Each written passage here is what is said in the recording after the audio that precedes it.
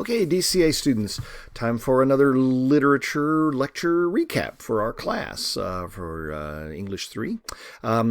This time we're going to talk about going from the period known as the Enlightenment to Romanticism. We've talked about that a little bit in class. I want to recap that for you. I'm going to talk about the first two authors that we've been talking about that are part of this new Romanticism movement. So where we picked up in class after the last segment in the Enlightenment is that by the end of the Enlightenment, and here we're talking about the end of the 18th century, the end of the 1700s roughly, writers and thinkers begin to question that Enlightenment era's set of assumptions. Assumptions like how does nature operate? What is human nature like? How do we know what we know? What can science do and not do? And then also, to some extent, what is the purpose of art? The Enlightenment kind of saw art as existing to, reflect what we are finding out about the natural world, not necessarily to speculate, but to explore and to report and to give us information. And so these writers, this new era of writers in the early 1800s, the early 19th century, are going to champion a different type of writing. Every era has to sort of sometimes reject and sometimes rebel against the previous era. This is no different. They didn't entirely rebel, but they had some different ideas about the way things should be approached. So they championed a different type of writing, sort of a different writing style, and works that explored different sorts of subjects. What are those subjects? Well, we saw this with Edgar Allan Poe, for example, the interest in exploring the human psyche. Human beings are complicated creatures, and we have different ways of knowing things and different sorts of things about how our brains operate. And so some people say that Poe is a little bit more obsessed with the abnormal, but I don't know that he was. I think he was just interested in how the human brain operates, the human psyche. What kinds of things affect us psychologically, right? Now, this is before the field of psychology as we know it today emerged. So guys like Poe, who were speculating about how human beings operated and how their brains operated, and mental illness or sort of mental trauma or the kind of pressures on the human personality, were really very much ahead of their time. So they were interested in that, but they were interested in subjects beyond the knowledge or experiences of the human mind, right? So the spiritual, the supernatural, and hence we get what we were talking about earlier in class about the Gothic era. The Gothic era is very subversive to the Enlightenment. The Enlightenment is a period of time where great thinkers and writers are saying the universe is a knowable place. All you got to do is know the laws of nature, and you can figure out what nature does and doesn't do. And it's a very predictable place, the universe. And it's all about just getting that knowledge, and then you know what to do. Well, Gothic writers say, you know what? I'm not so sure that your science and your logic and your reasoning can fully embrace, can fully encompass all that's out there, because there's a lot that's out there that we don't know. And the human brain has only so much capacity to know how the world operates. There's more to the universe than what our brains can comprehend. There's more to the universe than what science might be able to reveal to us or logic might help us deduce. So they're interested in exploring the supernatural, the spiritual, those kinds of things, and at least acknowledging that the Enlightenment's way of solving our problems or knowing things was a little bit more restrictive than they were comfortable with. They didn't reject reason. They didn't reject science.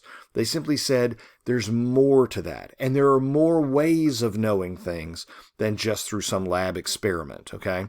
Gothicism is a particular sub-segment of the Romantic movement, a sub-genre, if you will, where people are interested in exploring really sometimes disturbing things to sort of shake up the reader in that respect. So they were also interested in embracing as well sentiment and feeling as well as reason. We're not just calculators. We're not just computers on legs. We're not just, as Frank Turek says, we're not just moist robots. That's kind of a weird thing. There's more to human beings than logic and reason. It's important. It's what we have. We have that ability, and we're rational creatures. But we're also emotive creatures. We're also spiritual creatures. We're also creatures. In other words, don't reduce us down so narrowly. That's what the Romantics were saying, right? And so they wanted to look also at the natural world as something that can be viewed from multiple perspectives. You can look at a tree, or you can look at a scientific phenomenon. You can look at a natural phenomenon from one perspective, or another, or another, or another. In other words, an individual thing doesn't just have one meaning. It can have multiple meanings. It can have multiple types of significances, if you will. And so things can have multiple layers of meaning. You'll see this in their literature, right? So because of that, you're going to see a lot of symbolism, a lot of psychological and spiritual exploration. And you're going to see a lot of things like the use of allegory and that sort of thing as well. All of this is to say that the Romantic writers, and I've sprinkled several around on this particular slide here. You got Poe over there on the right. Underneath him, you have Ralph Waldo Emerson, which we may read just a smidge from. Up in the upper left-hand corner, you got Herman Melville. We're going to be reading some excerpts from Moby Dick. Below him is Louisa May Alcott, wrote The Little Women. There's Hawthorne, looking kind of scruffy. You can't blame him. It's like the year before he died. He was not feeling too well then. Margaret Fuller, the great writer below there, especially about women's rights. Henry David Thoreau, who wrote Walden, or as he would have pronounced his name, Thoreau. And then Walt Whitman, Leaves of Grass, right? So we'll see how many of these guys we can kind of take a taste from each one and see what you think about each of them. But all of them are going to have something very much in common, and that is they're of a generation that's looking back on the Enlightenment and saying, listen, the Enlightenment gave us great things, but it was really restrictive and very narrow in the way that it approached reality, that it approached human nature, the natural world itself. There's more to it than what the Enlightenment gave us. Human beings are more complex. The natural world, the universe, is more complex than even we can know it because of our limited, finite ability to understand things. These writers want to explore the entire extent of what we can know and what we can experience, okay? So we've read a Poe short story and a couple of poems. We've read a Hawthorne short story, and we're starting in on The Scarlet Letter, which is, of course, the one novel that everybody really talks about with Hawthorne. I'm not sure it's his greatest. I think House of the Seven Gables is one of his best, if not the best, possibly.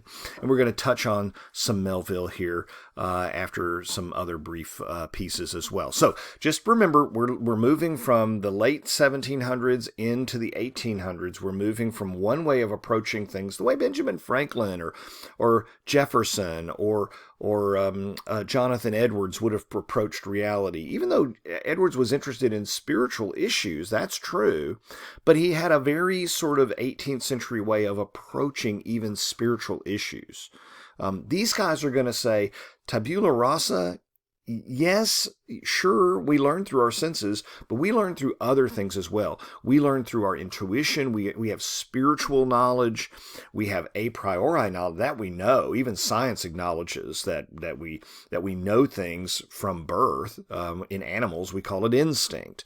But certainly there are multiple ways of knowing, just as there are multiple ways of understanding things. And these guys are saying we want to explore that complexity. Okay, so bear these kinds of things in mind as we go forward and look at additional writers in the Romantic movement, and particularly as we prepare for our next test. All right.